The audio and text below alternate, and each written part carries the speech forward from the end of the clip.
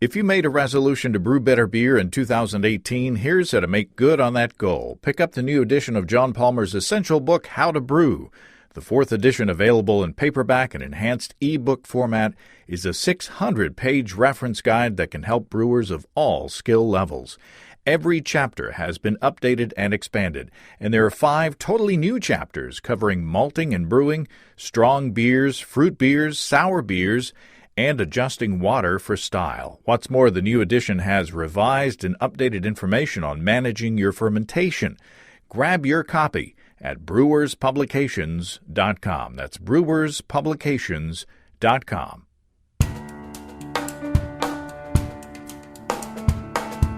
Welcome to Basic Brewing Radio for Thursday, March 1st, 2018. I'm James Spencer. Here at Basic Brewing Radio, we're all about home brewing. This week, Steve Wilkes and I sample a small batch experiment that I did comparing beers brewed with hop stands of different temperatures. What difference will it make to hold hops for 20 minutes in 3 of these small batch beers? Stay tuned. If you go to basicbrewing.com, you can find archives of our audio and video shows, our DVDs, our brewer's logbooks, and other basic brewing gear. You can follow me on Twitter and Instagram at Basic Brewing and find our show page on Facebook as well. We have a cool Basic Brewing app on iTunes and Amazon.com, and we're found all over the place where fine podcasts are served up. And if you do us the favor of rating us on iTunes and maybe leaving a nice comment, that'll help new listeners find us, or at least that's what they tell us. If you want to support us financially, check out patreon.com/basicbrewing. This past Monday, I posted the Basic Brewing video episode where Steve and I tasted his Mellow Mel, or fruited mead, that he's now calling Sultan's Delight. It's a delicious concoction with apricot flavors, saffron, and rose water. Pretty fancy sounding, but a lot of fun to drink. Delicious, in fact. Pretty sophisticated. And Friday, I'm planning to do an early release to longtime PayPal subscribers and Patreon subscribers of $5 or more. An early release of the results of our electric party guile brewing session that we did back in November, I think it was. We were able to get 4 beers out of that day. No spoilers, but I do introduce a feature that I call Did I Ruin It?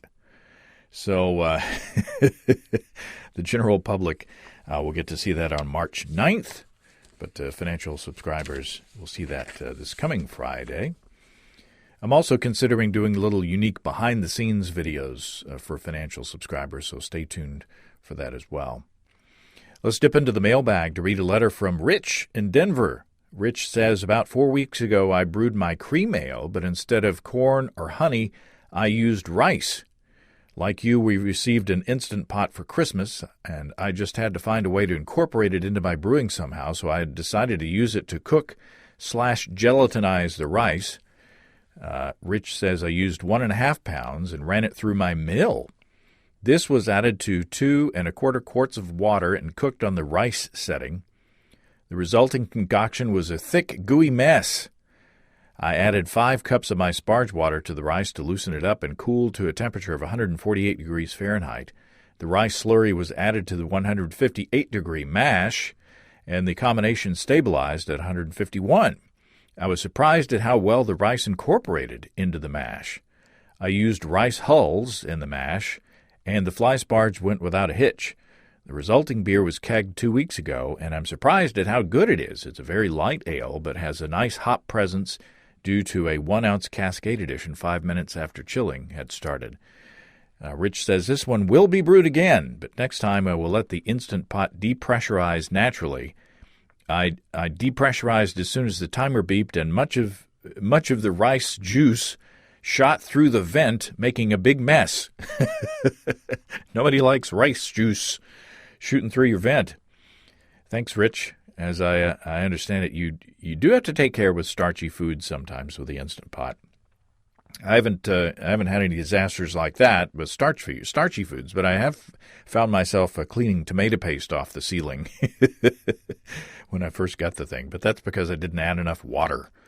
I kegged my Instant Pot rice Pilsner and it is very nice as well.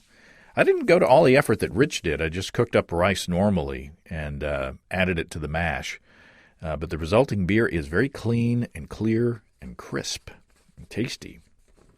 I brewed that beer in my electric brewing system from our sponsors Desiree and Dave of High Gravity in Tulsa. It's a real pleasure to brew with my 240-volt electric brew-in-a-bag system with a Warthog controller, especially now that I'm playing with hop stands of different temperatures. In today's experiment, I brewed 1-gallon batches and used my oven to hold the temps, but you probably couldn't fit 5 and certainly not 10 gallons of beer into my oven to hold a hop stand temperature. But with the Warthog controller, it's as simple as switching from the boil mode back to the mash mode and selecting that hop stand temperature. Then I can walk away after adding the hops knowing that the temperature is going to stay there. It's not going to go anywhere. My next hop stand experiment will be a full 5-gallon batch of extract pale ale, no boil, just hops added at a temperature that I'm going to pick based on today's experiment. And it will be easy with the Warthog controller from High Gravity. High Gravity has a wide range of turnkey systems and controllers to fit your needs, from 5 gallons up to 2 barrels. And if you use the promo code EBC75BB, you'll save $75 off your electric brewing purchase. So take the pain out of propane at family-owned and operated highgravitybrew.com. That's highgravitybrew.com. Let's go to one more letter from the mailbag. This one is germane to the conversation today. This one comes from Greg in Percassie, Pennsylvania. Greg says, I just listened to your episode with John Palmer on New England IPAs. It's a style I've been brewing lately, but I'm no expert, Greg says. The one thing that struck me was the temperature of your hop stand. I wonder if at 180 degrees Fahrenheit you aren't still evaporating many of the volatile compounds that you're trying to get dissolved into your wort. Also at that temp, you're still generating bitterness from any 60-minute additions you made. Greg says, here's my approach. I typically use half an ounce of Magnum for bittering at 60 minutes. After the boil, I chill down to 150 Fahrenheit or 65 C and add 4 ounces of hops and let it sit for 20 minutes. Actually, I have a recirculation arm in my kettle, so I turn off the cold water and recirculating wort for 20 minutes. During day 3 of fermentation, I dry hop it with another 4 to 6 ounces for 5 gallons. The finishing beer has a powerful hop aroma and that juicy, low, bitter, citrus flavorful, and a full mouthfeel. Oh, citrus flavor and a full mouthfeel. Thanks, Greg. I told Greg that he would love the topic of this week's show because we talk about this exactly this same thing, these temperatures. This experiment today was designed to isolate that hop stand and the temperatures to see what effect 3 different temperatures had on the character of hops. Well, Steve Wilkes, welcome back to Basic Brewing Radio. Thanks, James. We're here in the back of your shop, and we have some beers to experiment on. Yes, indeed. We have beer number 1, beer number 2, and beer number 3. Tell me what they are. Well, in a way, they're the same beer. But let me step back and give some background on the situation. You know, I've been doing these hop stands, adding hops post-boil, and what I've been doing is chilling to 180 degrees Fahrenheit and then maintaining that, usually using my high-gravity electric brewing system, and then adding hops at that point and then holding for like 15, 20 minutes. And I picked that because I think we had a discussion at 56 Brewing up in, where were we? Minneapolis? Yes. And so we had a beer that was wonderful that the brewer had added all of the hops post-boil in the whirlpool. And I said, how would you duplicate that in a homebrew setting? And he said, I don't know, add the hops at like 180 degrees, something like that. So I've been doing that. So I had this discussion with John Palmer on New England IPAs, or NEPAs, as he said, and as someone made a comment on YouTube that we sounded silly calling them NEPAs. But if John Palmer calls them NEPAs, I bet people are going to call them NEPAs. So John Palmer's approach to making the New England IPAs is that he just simply, at the flame out, puts his hops in and lets the temperature fall naturally over, say, 30 minutes. And then he chills down the wort and pitches the yeast. So that I decided, now, I'll try that. So you tried my beer that we shot the video for Basic Brewing Video, and I had it on tap. Mm-hmm. And what I did was I just added all the hops at flame out and let it naturally fall. So it started out at 203 degrees Fahrenheit or 95 Celsius. That's when I added my first hop addition, and that was 2 ounces or 56 grams of Simcoe. And then I let it fall naturally for 15 minutes. And at that point, it was at 184 degrees Fahrenheit or 84 C. And at that point, I added 2 more ounces of hops, Denali, 56 grams. And then I let it fall for 15 more minutes. So the total fall time was 30 minutes. So at the end, it was 172 degrees Fahrenheit or 78 C. So does that make sense? Over that 30 minutes, it fell from 203 degrees Fahrenheit to 172 degrees Fahrenheit, or 95 Celsius to 78 Celsius. Okay, yes, that makes perfect sense. Okay, good. If at any time I don't make any sense, please let me know. So there are a few questions in my head about this. First of all, what difference does it make whether I hold it steady at, say, 180 degrees Fahrenheit, or I think it's 82 C, maybe, for 15, 20 minutes or 30 minutes or whatever, or if I start at a hotter temperature and let it fall? You know, I'm sure that there's a range, and Palmer said that he had read some research that there's a different, isomerization rate, whether you're hotter or whether you're cooler, and that makes perfect sense. Mm-hmm. So my question then was, well, am I missing out on something by only picking one temperature kind of in the middle? Or is it better than letting it start at a hot temperature, say right at boiling, right after boiling, and letting it fall? You know what I'm saying? There's a lot going on there. Yeah, and then and maybe you're going to get to this, or maybe I missed it, but when you do the traditional hop stand, so you're just at your 180 degrees, are you putting all those hops in at that moment, or are you staggering those in as well?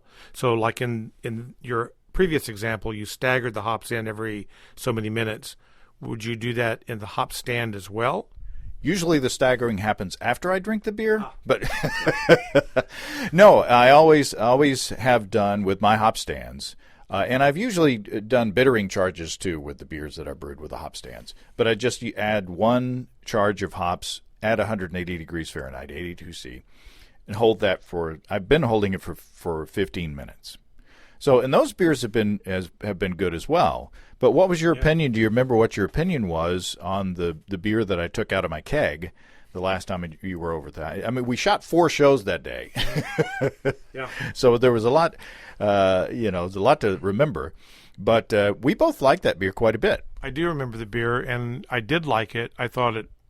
Well, we joked around about it being the next NEPA, and but there was some seriousness to that too, because it had the kind of the nice hazy cloudiness that everybody likes in that beer. It was very fresh tasting. It was very. It didn't pull a lot of bitterness, so as your wife would say, the back of the throat vomit factor wasn't there. Right. That kind of thing was correct, I suppose, for the style, and the beer was good. So in a nutshell, that's it. So that was the beer that I brewed, that I put the hops in, let it fall naturally, added a second hop addition, halfway through. Okay. So I designed an experiment, and you remember the experiment that we did with Casey Letellier, where I added, this is the same recipe, where I added a pound of light dry malt extract into a gallon water, or 3 quarts of water, I guess. And then I boiled for 60 minutes. It had to be more water then because I was actually boiling. Right. But I added 1 hop addition, 1 ounce of Cascade at 60 minutes in one batch, 1 at 30, and then 1 at flame out in the third one, I believe. We'll have to go back and listen. Or I guess I could look it up on my book here. So I took a similar approach to this, but instead of time, it's temperature that we're looking at in this one, because these are all hop stand beers.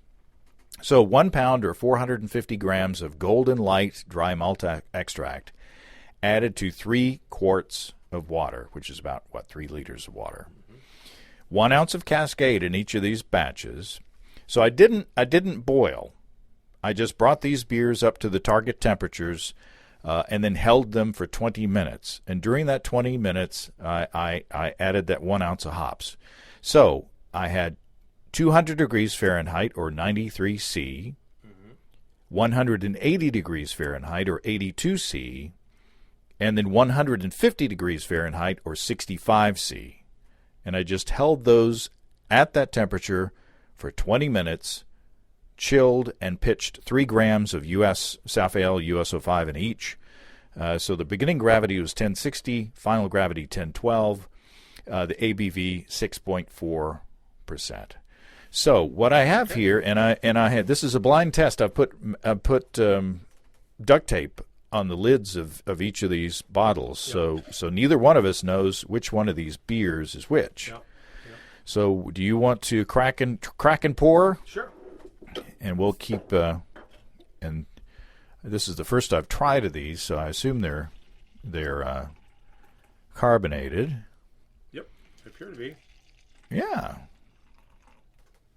So this is no boil beer. Can you go ahead and do all 3? Yeah, let's go ahead and do all 3 so we can look at them. And I've written 1, 2, and 3 on the tape on the top of the of the lids there, so that number 2 carbonated. Ooh, boy, number 2 is a little more carbonated than number 1. Yep. Looks like they're about the same color. It's a, what would you call that? A amber, golden light.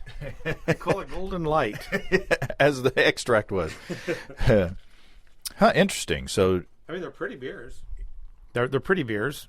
Yeah, I have to remember to point the mic at you every now and then. Okay, the carbonation level on number 1 is the lowest. Mm-hmm. Number 3 is next, and number 2 is higher. And I don't know if that has anything to do with it or not. But so we should test here. Okay. Mm. We're smelling the first round of the smell test here. Any first impressions? I won't do any John Wayne jokes. The first impression is that beer number 1 had the most bouquet. Mm. On the other hand, beer number 1 has very little head, so I'm not sure if the foam is blocking the fragrance of the beer. I'm not sure about that. But number 1, for me, definitely had quite a big grapefruit, that big Cascade smell. Okay. Time for the taste test. I'm thinking all 3 are good beers. They're very good beers.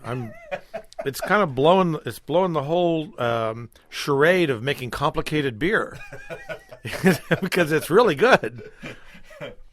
All 3 of these taste wonderful, and I do think they taste ever so slightly different. So I do have an opinion already about which one received the longest period of time, or I should say the lowest temperature, based on what I think I know. But I could very well be wrong. Yeah. Now I have to say that I forgot to use. I filtered some water to use for these beers, and I was measuring out stuff with my with my half-gallon, Pyrex bowl, and I went ahead and I measured out, and I used tap water accidentally on the first batch. So I said, dadgummit. So I went ahead and used tap water on all 3 batches.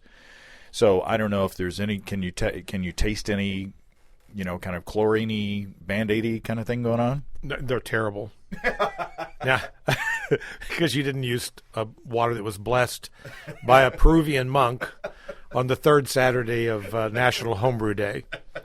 I can't taste anything wrong with these beers. Cool. Well, that's good. So I'm going to go through round two. I'm going to go through it this time backwards. So just like Ginger Rogers, but where you have on heels. That's right. Ooh. I'm really struck at how much hop character is in these beers. There's way more than I expected there to be. As far as bitterness or flavor and aroma? All three, actually. But perhaps bitterness more than the others. I wasn't expecting any of these to have a very pronounced bitterness, and they do. Yeah, I'm thinking there's a significant amount of bitterness in all three, I would say. Yeah, for sure. Again, I think that there's a slight difference between each one, but none of them taste as if you didn't bitter them. They all have a good, bitter, balanced backbone to them. But it's pretty close to me. I don't know if are you tasting any kind of a major difference between the three? No, I'm not. I mean, they're again. I mean, when we're ready to kind of pick, I'll have an opinion, but they're so close together that if you were to pour me a beer and then pour me another beer, a minute or two later or half hour later, I couldn't tell you that they were any different at all. And we have sort of an advantage in that these have been warming for a little while. Right. I have an opinion on one of them.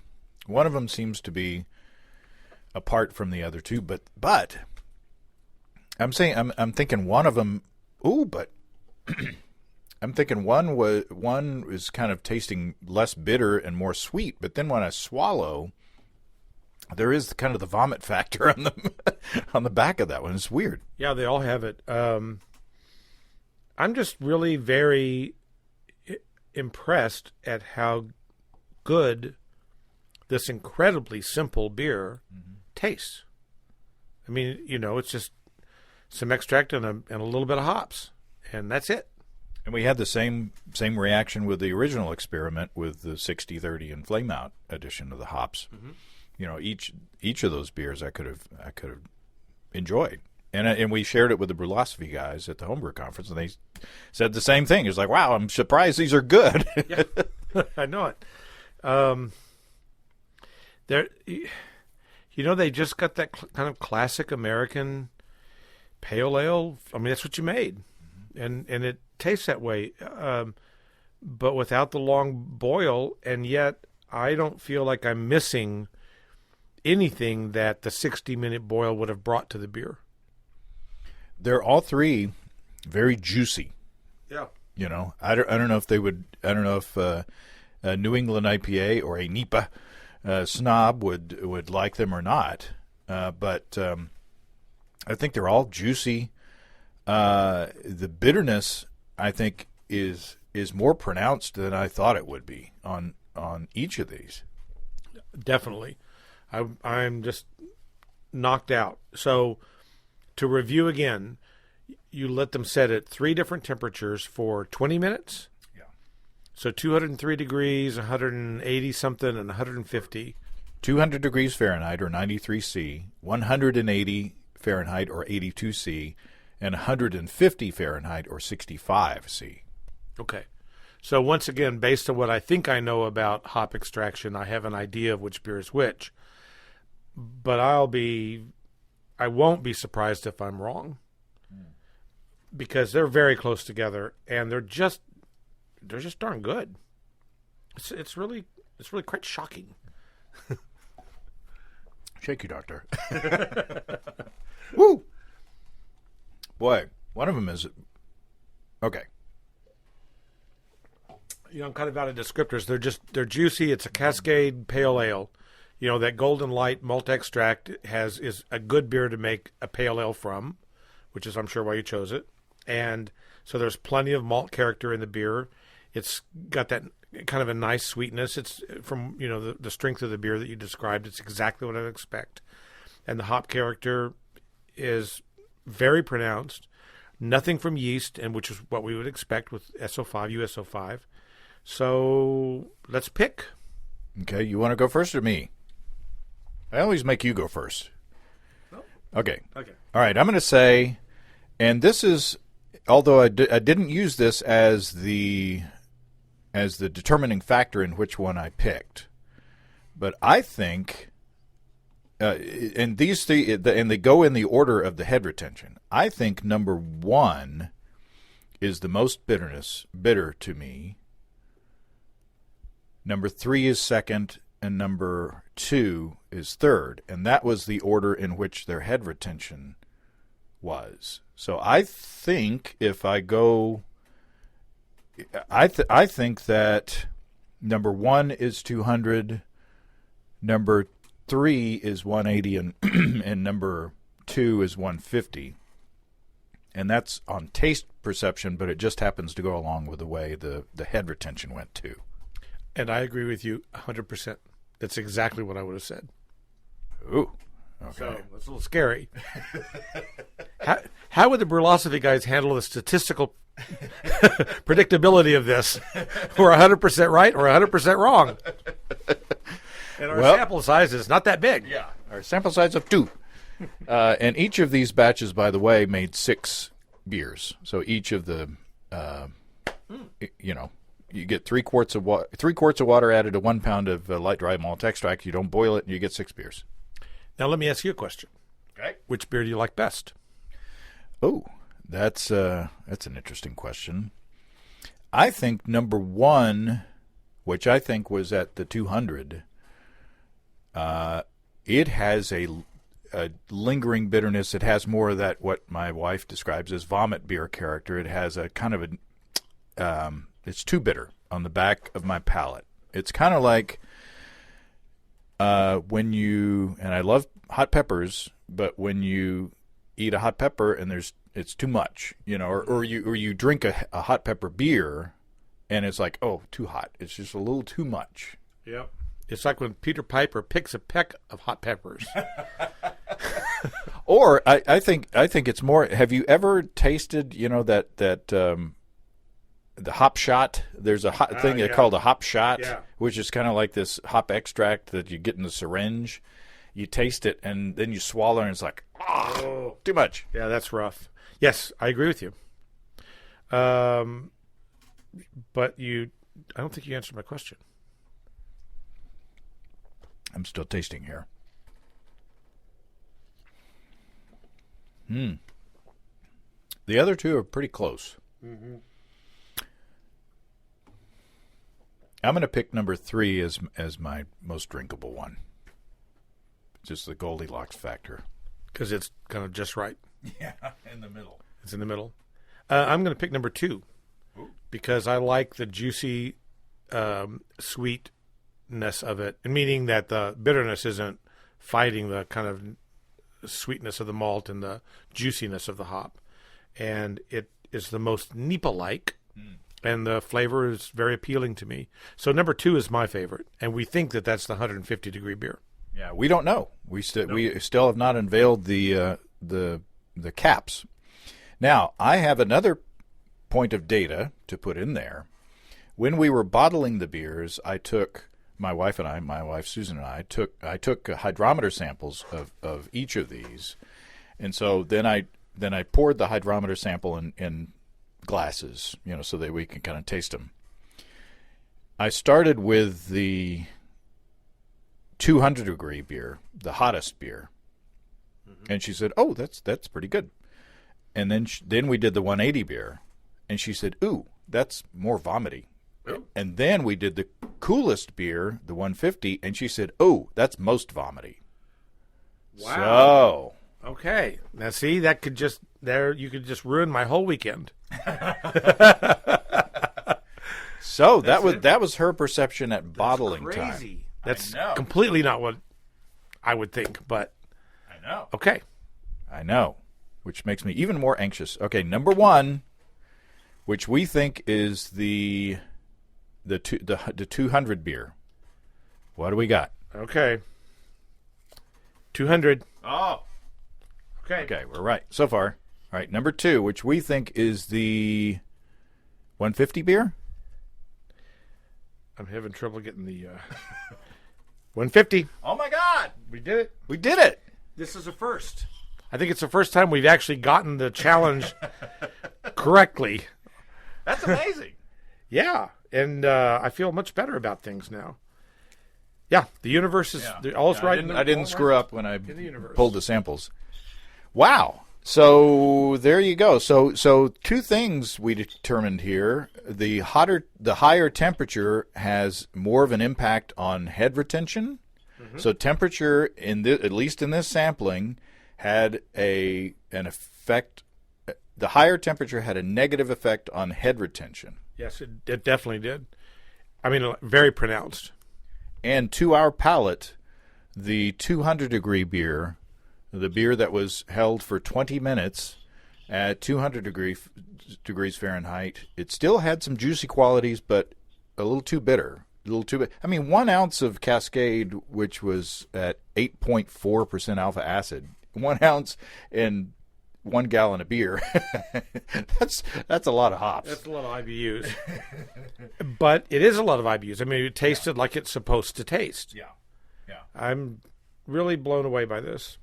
Okay, so my preference, and this is personal preference, I preferred the 180-degree beer, which is what I've been picking as my hop stand temperature.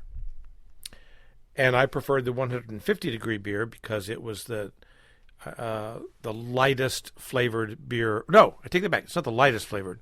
It was the least bitter, right. And so it allowed the juiciness of the hop to come forward more than the others to my palate. So I preferred it. Right. So if you were to pick a hop stand temperature,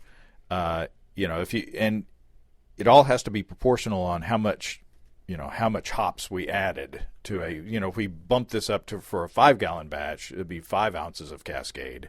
Right. 5 times as much hops, I guess. So, and another thing that is a question I'm asking myself is when I put recipes together and I'm trying to predict the IBUs, I'm not sure I know how to predict the IBUs in a hop stand because I don't know. And that's not because I know how to do the math, but the brewing software that I know how to use, it does that little calculation for me. And whether it's accurate, meaning it's exactly right or not, at least I've got a yardstick that I know every time I put 3 ounces of 8% hops in a beer for 60 minutes, I pretty much know what that's going to taste like. And so, but if I take that same 3 ounces and put it in a hop stand, I don't know what that's going to taste like. Right. And that's just going to take time and experience, I guess, to figure that out. So we have determined, at least to our palates, that during that temperature range, I mean, my beer, my New England IPA that I did that I added the hops at boiling and let it cool off over 30 minutes. It didn't go down all the way as far as 150 degrees Fahrenheit. It went from 203 degrees Fahrenheit or 95 C to 172 Fahrenheit or 78 C. So, it's kind of a tighter range than what we measured here. Mm-hmm. But we know that it's going to, during that time, it's going to pull a different level of bitterness out of the hops at those, as it ramps down. And it just depends on, how cool it is outside or how big the volume that you have to cool down or, how fast your wort chills after the flame out. Yeah, for sure. And again, I'm kind of stuck on this business of predicting. If I'm writing this recipe up and, buying all the hops for it, I want to have some way to predict or to know what I'm doing. And there may be that information may already be out there. I don't know. But, I'm still kind of a 60-minute, 30-minute, 15-minute flame out kind of guy. So this is new to me. But all the beers that I've had, whether the ones you made, the one that we had in Minneapolis at 56 Brewery, and I've had a couple other folks that have, laid some hop stand beers on me, and they're really good, and they are different. The way they bring the hops to the party is a little bit different, and definitely worth experimenting with. So another takeaway for me is that I don't think I'm necessarily losing anything by holding my hop stand at a certain temperature at 180 degrees Fahrenheit after the boil, because this was a delicious beer and my favorite in the batch. Mm-hmm. But the difference between the 180 and the 150 is pretty close. So in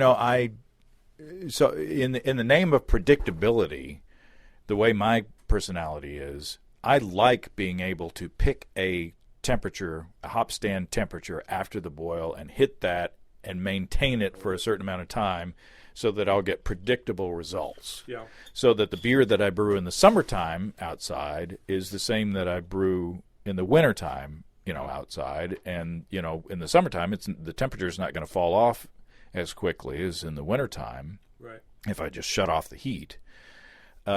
So, in a way, this kind of reaffirms my prejudice toward picking a hop stand temperature and staying with it, although that beer that I just let it, fall naturally, that was a pretty darn good beer too.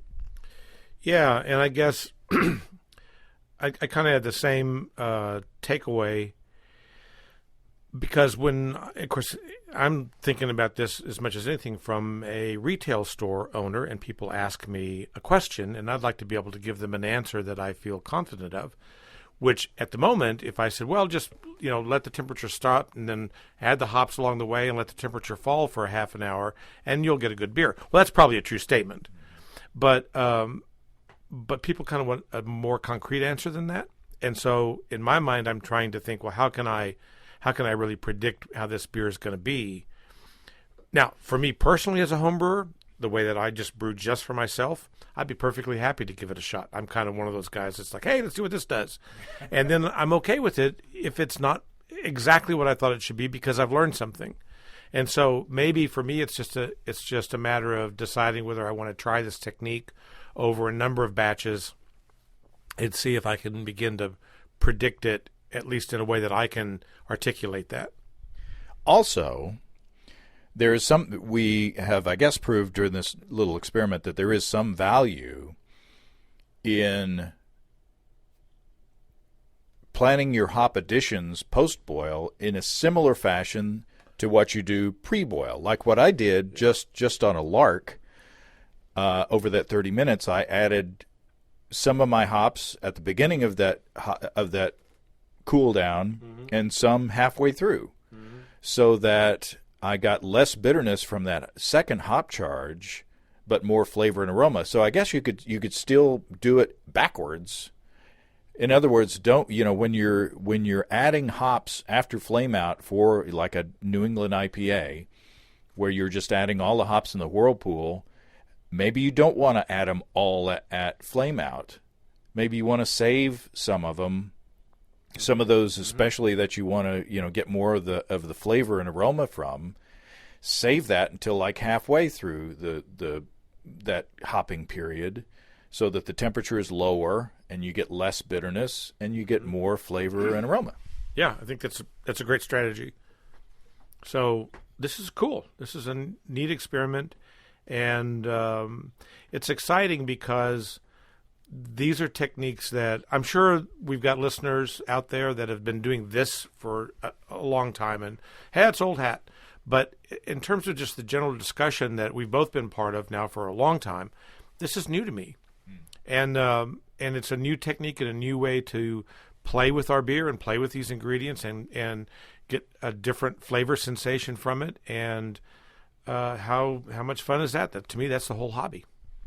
And there's nothing like a side-by-side experiment with the same ingredients, the same conditions, except for one variable to test, because you can do batch to batch to batch to batch and kind of develop a feel for it. But unless you take, you do this kind of thing and do side-by-side and taste, Yep. then it's just kind of like anecdotal evidence. That's right. I actually was thinking about doing. You sparked my imagination and wanting to do a 1 gallon, 60-minute smash beer, and then a 1 gallon, 200-degree hop stand beer. Exact same recipe, and just see. Yeah. And I would assume that there would be quite a lot of difference, but based on the taste of the 200-degree beer, I'm not so sure. I don't know. Yeah, it would depend on. I mean, if you're just adding on the boil beer, if you're just adding hops at the beginning of the boil, or you're adding them traditionally, or just at the beginning of the boil, 60 minutes. Then I would assume that it would be a clear difference between. But that's just an assumption. Yeah, that's what I'm saying. It's an assumption that I'm not sure about, and perhaps you'd want to say, well, what if I add the for the sake of this beer, it's a 1 gallon beer, and we add 1 ounce at 200 degrees hop stand, or if we add 1 ounce at 60 minutes, I would assume that would be a much more bitter beer. So maybe you add, I don't know, a quarter of an ounce, and with the idea that what's the final beer flavor going to be like? Are we ultimately getting to the same beer, the exact same beer, with a slightly different technique? Maybe. I don't know. And then you get into the question of it's using, of course, an ounce of hops isn't very much money anyway, but, if you're looking at the difference between using, say, a quarter of an ounce, or let's call it 1 ounce, instead of 4 ounces, a 4-to-1 ratio, then perhaps if you're getting the exact same beer in terms of flavor, mouthfeel, all that, by using a technique that allows you to use 1 ounce, then maybe that's why you do that. Because if you get the same beer, but you've had to invest 3 more ounces of hops or whatever, then that makes there's a reason for that. And one could make the argument that if you added hops at 200 degrees Fahrenheit or 93 C, that's almost boiling temperature, practically boiling temperature. And so if you add that for a 20-minute hop stand at that temperature and maintain that temperature, you're just essentially making a 20-minute before the end of the boil hop addition. Yeah. So it's not much different from a traditional hopping method. But if you pick a lower temperature, then that's where you get into these differences. Absolutely. And, of course, one thing that we definitely know is that if you add your hops either at flame out or at cool down, so the word is now quite cool. Say you add it at pasteurization. Say you add it at 160, but you continue to cool the beer. You're definitely not going to pick up that bitterness. So I don't know. It's just a really neat little thing to play with. And one more thing, I guess